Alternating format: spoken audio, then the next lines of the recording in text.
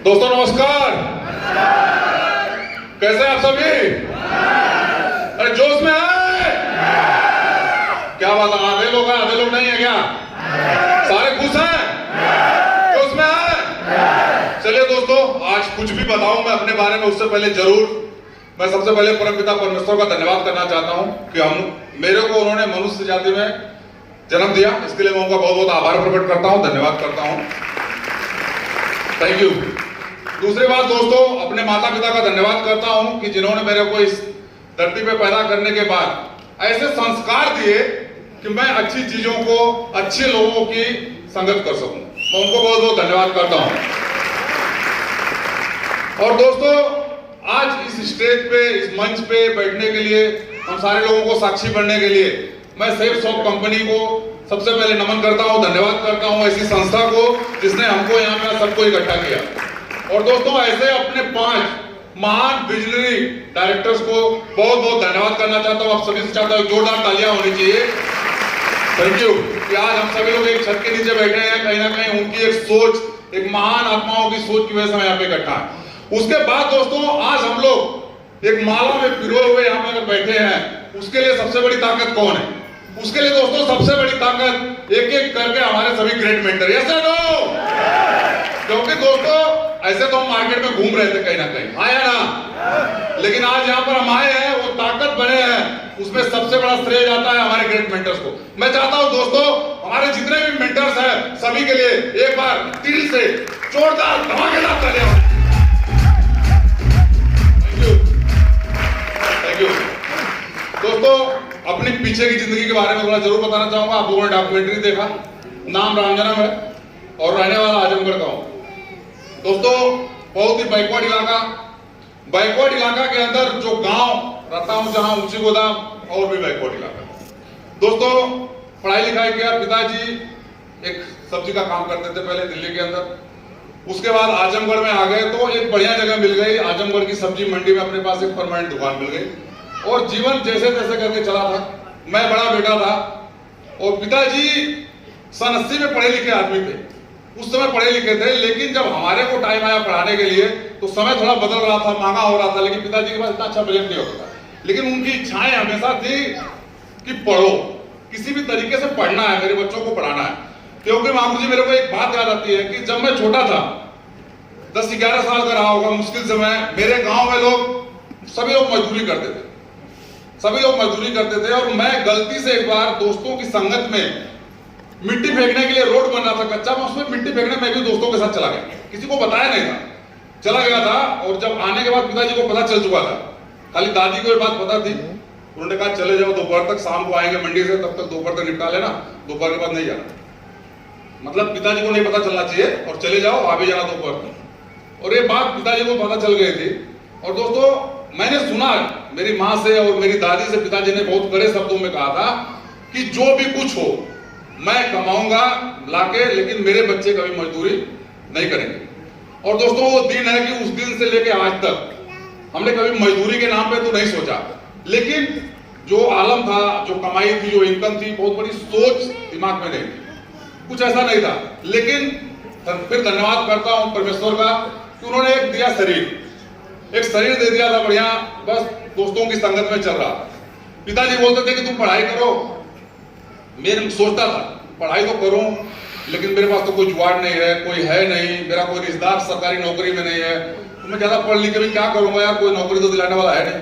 क्योंकि पता चलता था कि पीछे से सपोर्ट चाहिए, तो इसलिए माइंड बिल्कुल सेट था कि ज्यादा पढ़ाई करने के चक्कर में नहीं पढ़ना है, कुछ मिलने वाला नहीं है। और दोस्तों, ऐसे खेलते समय बीत रहा था, पढ़ाई कर रहा था, खेल रहा था, पढ़ाई कर रहा था, खेल रहा था। लेकिन मेरे को फिर खेलने में रुचि आ गई थोड़ा सा। मैं खेलना शुरू कर दिया, स्पोर्ट्समैन बनने की मेरी इच्छाएं हो गई। मैं इंडिया के अंदर मतलब 60 फुट जेवलिन खेलते खेलते मैं स्टेट लेवल तक का प्लेयर बना। इंडिया पार्टिसिपेट भी किया मैं। तो मेरे को लगा कि लोग कहते थे कि आप इंडिया में प्लेस डाल दोगे तो आप डायरेक्ट रेलवे में एसआई बन जाओगे, पुलिस में एसआई बन जाओगे। तो मैं ऐसा माइंड सेट कर लिया कि अब मेरे को यही काम करना है, ये मेरे लिए आसान। महागुरु जी ने बोले आनंद आ रहा था, मेरे को वहां पे आनंद आना शुरू हो गया था कि मैं स्पोर्ट्समैन बनना है और मेरे को स्पोर्ट्स से ही दुनिया में अपना नाम लिखना है। लेकिन दोस्तों, जैसा कि मैं आपको बताया कि जो घरेलू हालत थी वो अच्छी नहीं थी। स्पोर्ट्समैन बनने के लिए क्या चाहिए? काजू बादाम चाहिए, जूस चाहिए, मतलब फ्रूट चाहिए, बढ़िया खाने के लिए चाहिए। लेकिन हमारे को जो हमारे खेती से होता था हम वही खा पाते थे, बाहर से बड़ी मुश्किल से कुछ मिल पाता था, कभी ऐसा नहीं मिला। लेकिन दोस्तों धीरे धीरे धीरे समय बीत गया, जब मैं बड़ा हो गया, जब मैं 12th में आ गया, तो मेरे साथ के दोस्त लोग आर्मी वगैरह में ज्वाइन करना शुरू किए, दूसरे दूसरे गांव पे दूर दूर के। मैं उनकी संगत में आया, मैं बोला यार मेरे को भी आर्मी करना है। उन लोग मेरे साथ लेके दौड़ाने लगे, बोला चलो दौड़ो कर लेंगे नौकरी। और दोस्तों दौड़ने लगे, कोई भी आगे पीछे कोई सपोर्ट नहीं था। मेरे दिल्ली में चाचा लोग ड्राइवर हैं, मेरे गांव के लोग कहते थे क्यों टाइम वेस्ट कर रहे हो यार, उनको बुला लो, लास्ट में आएंगे तो इधर ही गाड़ी चलाने। बोला लास्ट में तो ड्राइविंग करने तो आएंगे, तो क्यों उनको भेज रहे हो इधर उधर, क्यों भगा रहे हो, फालतू में घूम रहे हैं, पैसा वेस्ट कर रहे हैं। ऐसा लोग बताते थे चाचा लोग। चाचा लोग आते थे मेरे को बोलते थे कि ऐसे ऐसे गाँव वाले करते हैं। हम लोग कहते नहीं चाचा हम तो ऐसे कर लेंगे, मैं स्पोर्ट कर रहा हूँ, मैं ये कर रहा हूँ, मैं ऐसा करेंगे। लेकिन दोस्तों बहुत ज्यादा समय नहीं बीता, लगभग 18 साल 2 महीने की उम्र में मैंने अपने गांव का, अपने 2-3 गांवों के बीच में पहला आदमी हूं जो मैं सरकारी नौकरी आर्मी ज्वाइन किया। Thank you. मेरे गांव में कोई सरकारी नौकरी वाला नहीं था। भाई दिमाग में उपज कहां से आएगी, जब कोई कुछ कर रहा हो, सारे लोग कमाए, दिल्ली चले जाओ, मुंबई चले जाओ, ऐसी चीजें थी, तो अपने दिमाग में कोई उपज आ नहीं रही थी। लेकिन बस माइंड में जब लोगों को देखा, भागना शुरू किया, दौड़ना शुरू किया, नौकरी मिल गई। और उसके बाद दोस्तों कहीं ना कहीं पिताजी, परिवार, रिश्तेदार, मैं बताऊं आपसे कि जब मैं आर्मी को ज्वाइन किया था, जिस दिन मैं ज्वाइन करने बनारस जा रहा था, लगभग मेरी मार्केट में मेरे को 250 लोग छोड़ने आए थे। मैंने सोचा मैंने क्या इतिहास लिख दिया, ऐसा कितना बड़ा काम कर दिया कि मेरे को 250 लोग छोड़ने आए थे मार्केट के ऊपर की लड़का आर्मी में नौकरी पा गया। क्या दिन रहा 20 साल पीछे का। और मेरे को भी मतलब अपने आप पे गर्व था कि मैं आर्मी की नौकरी पा गया। और दोस्तों नौकरी में गया, नौकरी करने लगा बढ़िया। छोटे भाई बहन, 2 भाई 1 बहन छोटी, सबके साथ लगा। लेकिन मेरे को जब पिताजी की जिम्मेदारी, उनकी ऑनेस्टी से लगता था कि जब वो मेरे को इतना कुछ कराना चाहते थे, अब मेरा क्या फर्ज बनता है। मेरे 2 छोटे भाई हैं, मैं इनको पढ़ाऊंगा, मेरी बहन। दोस्तों मैंने अपनी पूरी नौकरी, मैंने 17 साल नौकरी किया, मैंने अपनी पूरी नौकरी अपने पूरे परिवार के ऊपर न्यौछावर कर दिया। मैंने कभी भी 1 रुपया, अगर मैं आपको कभी स्टेटमेंट कोई चाहेगा दिखा दूंगा अपनी पिछली नौकरी का, मेरे अकाउंट में 100 रुपया नहीं बचता, मैं पूरे पैसे निकालेगा। मतलब मैं कोई काम करने जाऊं उससे पहले घर से माताजी, भाइयों का, सबका डिमांड आता था। मैं कैसे मैनेज किया, मैंने कभी उनको किसी को बताया नहीं। आज मेरे भाई बैठे हैं, सब छोटे भाई बैठे हैं, उनको ये नहीं पता कि मैं पैसा कहां से लाता हूं, किससे लाता हूं, किसी से उधार मांगता हूं, क्या करता हूं। लेकिन उनकी चीजें, मेरे पिताजी बैठे हैं, मैंने कभी ढंग का जूता नहीं पहना, मेरे पैरों में कभी ढंग के जूते नहीं हो पाए। मैं आर्मी में ज्वाइन करने तक की बात करता हूं। मैं चप्पल में ही सेंटर में गया था, मैं फौजी जूते से फिर वहां से जूता शुरू किया था। लेकिन मेरे भाई बैठे थे, जब मैं मागुरुजी नौकरी करना शुरू किया तो मेरे गांव के लोग मेरे को टोकते थे, यार तू क्या कर रहा है अपने भाइयों को, ये डिडास जूता पहन के घूम रहे, ये तो रिबॉक का जूता पहन के घूम रहे लोग। लेकिन मैंने उनके लिए कोई भी मेरे से जितना हो सका, फौजी आदमी था, नौकरी जितना सैलरी थी उतना तो करता। और घर रहने के लिए आपने वीडियो देखा, मिट्टी का घर था, बिल्कुल भी रहने के लिए बहुत तकलीफ थी। और पता यूपी में जब शादी हो गई तो जब 250 लोग छोड़ने आए थे तो लोग सलाह देने लगे, लोग रिश्ता लेके आना शुरू कर दिए, भाई अब क्या, अब तो नौकरी है। बोला अब क्या, अब तो नौकरी है, शादी करो भाई। 2002 में नौकरी मिली और मैंने 1 साल जबरदस्ती टाला, मैं तो ट्रेनिंग कर रहा हूं, मैं शादी नहीं करूंगा। उसके बाद भी 10 मई 2004 को मेरी दादी है मागुरुजी घर में, अभी भी जिंदा है, बुजुर्ग है। वो आज से 18 साल पहले कहने लगी कि मैं तो चली जाऊंगी, एक पोते की तो शादी मतलब वो 18 साल पहले जीत की कि अरे एक पोता मेरा नौकरी में हो गया, कम से कम एक पोते की शादी देख लूं। और आप लोगों के आशीर्वाद से आज भी बिल्कुल रनिंग हालत में, कुछ भी नहीं हुआ, कुछ भी नहीं हुआ है। लेकिन मतलब उनकी जिद थी कि एक पोते की मैं शादी देखूं।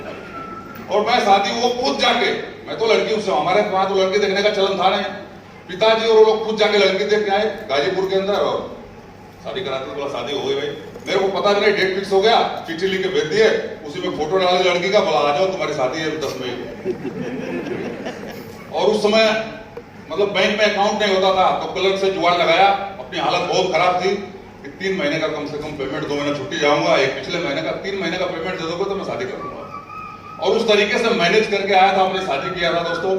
लेकिन वो हमेशा मतलब मन में था कि जिस जगह से आया हूं, जो मेरे छोटे हैं, इनको उठा के बहुत आगे लेके चलना है, इसलिए हमेशा मेहनत किया। कुछ दिन और मेहनत किया, 2009 में मेरा एक भाई ये सब में ज्वाइन हो गया, बहुत मेहनती था, वो भी state level cross country player हुआ, खेलता था, भागता था, 18 भर्तियां देखा, आंख में प्रॉब्लम, जहां जाए मेडिकल में चढ़ जाए, मां बोली उसकी आंख ही खराब। बनारस के अंदर उस टाइम पे उसको मैं 40,000 रुपए देके ऑपरेशन कराया, वो भी सबको ज्वाइन कर गया आराम से, मतलब फ्री में भर्ती हो गया, उसको 1 रुपया भी नहीं लगा, फ्री में भर्ती हो गया आराम से। उसके बाद मेरे को थोड़ा ताकत मिली, जीवन आगे बढ़ता गया। फिर एक छोटा भाई है आज के आप लोगों के आशीर्वाद से इलाहाबाद के अंदर IAS की तैयारी करता है। एक मेरी छोटी बहन है, मैंने उनकी शादी किया, मेरे सामने बैठे हैं, मतलब यूपी पुलिस में जॉब करते हैं। मतलब मेरे गांव में पहला दामाद है जो सरकारी मांग। मेरे गांव में किसी का दामाद सरकारी नहीं है, मैं माइक से बोल रहा हूँ, रिकॉर्डिंग हो रही है, किसी का दामाद उस दिन से पहले कोई सरकारी नहीं था, अब भी शायद किसी का नहीं होगा। और मैंने उस शादी में अपने ऊपर 6 लाख रुपया पर्सनल लोन लेके खर्चा किया और एक अच्छी शादी करने की, कि मतलब 2 भाई हैं लोग, इनके भाई इंजीनियर थे सॉफ्टवेयर, एक पुलिस में है, एक अच्छा घर है, इनके पिताजी सनफ्लेम में सुपरवाइजर है, एक अच्छा रिश्ता मिल गया, चलो भाई शादी कर। मेरे पिताजी आज सामने बैठे हैं, आप पूछ सकते हैं कि शादी तय करने तक मेरे पिताजी को ये पता था कि लड़की का मेरे गांव कौन सा है। मैंने इस तरीके से जिम्मेदारी ली कि मेरे पिताजी को ये भी नहीं पता कि मेरी लड़की का गांव में तिलक चढ़ाने गया, पिताजी मंडी से आ रहे हैं, एड्रेस पूछ रहे हैं किधर से आना है। गांव वाले जो मामा चाचा है बोला आज तो छोड़ देते तुम यार, मंडी में घूम रहे हो, जाके डायरेक्ट आते तुम इनके साथ। पिताजी बाइक से आ रहे, पूछे कौन से गांव में आना, बोला इधर इधर ऐसे आ जाओ। आज मेरे पिताजी बैठे हैं, आप पूछेंगे कि कितना पैसा खर्च हुआ शादी में, उनको आज तक नहीं पता, 6 साल हो गए शादी। मतलब मैंने अपने ऊपर जिम्मेदारी लिया अपने पूरी परिवार की और काम करना शुरू किया। आज मेरा परिवार मतलब सभी लोगों के आशीर्वाद से ठीक ठाक जगह पहुंच गया। मतलब जो एक बोलते हैं जिस गांव से उठना, मतलब बोलते हैं कि उठ जाए आदमी तो चल सकता है, मतलब उठने की हिम्मत नहीं थी कि मतलब चलो बस रोजी रोटी कुछ लेबरगिरी कर लो, ड्राइविंग कर लो, इसके अलावा कोई काम नहीं था। लेकिन आज मैं आप लोगों से बताता हूं कि अब तो मैं सेफ साहब मेरे साथ जुड़ गया, आज मैं अपने गांव का लगभग नंबर 1 आदमी। इसलिए दोस्तों बोलता हूं, हो सकता कोई पैसा चुरा के रखा हो अपने बैंक में, अलग बात है, लेकिन मेरे परिवार, मेरे माता पिता जैसा खाना पीना रहना किसी के पास नहीं है। क्योंकि दोस्तों शुरुआत किया था, शादी हुई, और देखिए कि शादी हुई 2004 में। नौकरी वाले आदमी आजकल में क्या डिमांड है, बहुत कुछ है, और अपनी नौकरी जब लगी दोस्तों तो अपने को बाइक भी नहीं मिली। जब हम लोग नौकरी में थे उस समय हम लोग बाइक के लायक भी नहीं समझे गए, हम लोगों को मोटरसाइकिल तक भी नहीं मिली थी। और मेरी वाइफ यहाँ बैठी है, अमृतसर में पोस्टिंग गया मैं, साइकिल पे स्टॉल बिछा के चल बाजार चलते हैं, चल बाजार चलते हैं। करीब 3 से 4 साल तक हम लोग साइकिल से चलते थे, 4, 5, 6, 7 तक हमने साइकिल से ली। जब 6 पे कमीशन लगा तो कुछ पैसा आया तो उस समय हमने मोटरसाइकिल लिया था पहली बार। वो भी भाई गांव में किसी के गया मोटरसाइकिल मांगने, ससुराल जाना था, दूर सबसे रिश्ता ससुराल था गाजीपुर में, बाकी तो सब साइकिल से काम चल जाता था। उन्होंने मना कर दिया, बोला बाइक नहीं, खाली हमको कहीं और जाना, जबकि उसकी बाइक ठीक है। ये मेरे को फोन किया कि आज के बाद जाऊंगा नहीं, कुछ भी हो जाए, या तो मेरे को बाइक ला के दे दो, नहीं तो फिर ससुराल आपका बंद, क्योंकि ससुराल में जाता नहीं था। तो पंगा हुआ कि भाई अब ले जाना आना तो बड़ा मुश्किल हो जाएगा। और उस समय मागरू जी एडजस्टमेंट करके कि चलो अभी एक बाइक लेते हैं, और उस समय पहली बाइक खरीद के ले आए 2008 में, पहली बाइक आई थी खरीद। लेकिन मागरू जी उसके बाद बताऊं कि जो व्यक्ति, जो बच्चा आपके सामने आज खड़ा है, शादी में एक बाइक नसीब नहीं हुई थी उस समय, आज की डेट में मेरे नाम से 7 बाइक के रजिस्टर्ड। Thank you. उसमें भी अच्छी 2,19,000 की बुलेट होगी। छोटा भाई पढ़ाई करता है, उसके नाम से हमने 1,21,000 की एफिडेविट दे दिया। मैडम बोलती है कि वो मेरा बच्चा जैसा, तब मेरे बच्चे नहीं थे, सबसे छोटा मेरे घर में 4 साल, मेरी शादी में सो रहा था, लोग इतना छोटा था। तो हम लोग उसको अपना बच्चा समझ के शुरू से आज करीब 10 साल से अपने साथ रखते हैं, पढ़ाते हैं। तो मैडम बोलती है वो बोल दिया है उसको गाड़ी पसंद है, इन्होंने एजेंसी में जाके फोटो खींच के भेज दिया, FZS सबसे नया मॉडल है, गाड़ी चाहिए मेरे को। मैं बोला फिर मैं तो ड्यूटी में हूँ, क्या कैसे लोग, मैं आने के बाद लेंगे नहीं। छोटे वाले भाई आए थे पिसक वाले, और मैडम चेकबुक के लोग लेके गए, और कोई फाइनेंस नहीं, कुछ नहीं, 1,21,000 की बाइक उसके नाम से करा के, आधार कार्ड लेके आओ, लेके जाओ।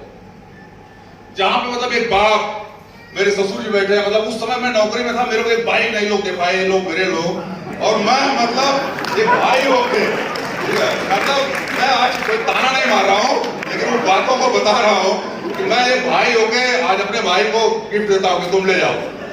मेरा भाई बेटा लेख रहा है, लक्ष्मी जी मिल गई महापुर जी, बिल्कुल। लेखराज की शादी करने गया महापुर जी 2012 में, वो बोलता है कि 4 व्हीलर कार से, मैं उसको खुद कमिटमेंट किया कि अपनी कार से चलेंगे तेरी शादी।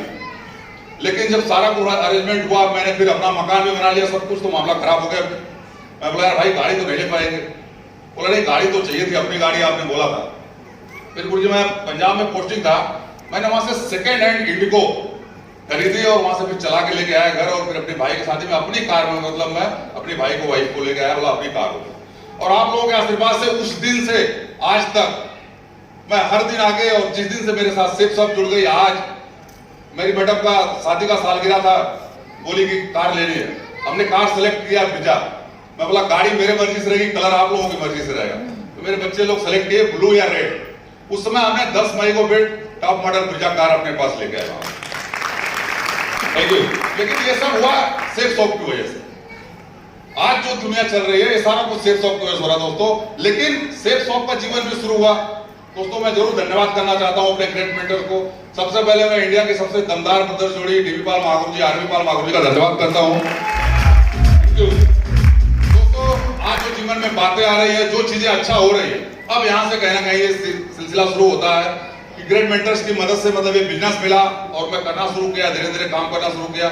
उसके बाद काम चल रहा था, लेकिन उसमें जो स्पीड, जो तेजी, जो जोश, जो जुनून मिला, एक हमारे बीच में एक ऐसे और हाउस ग्रेट महागुरु जी बैठे हैं। मैं चाहता हूं दोस्तों अपनी जगह पे खड़े होके शानदार जानदार तरीके से ग्रेट मेंटर श्रीमान विकास महागुरु जी को मेंटर्स की वजह से हो रहा है।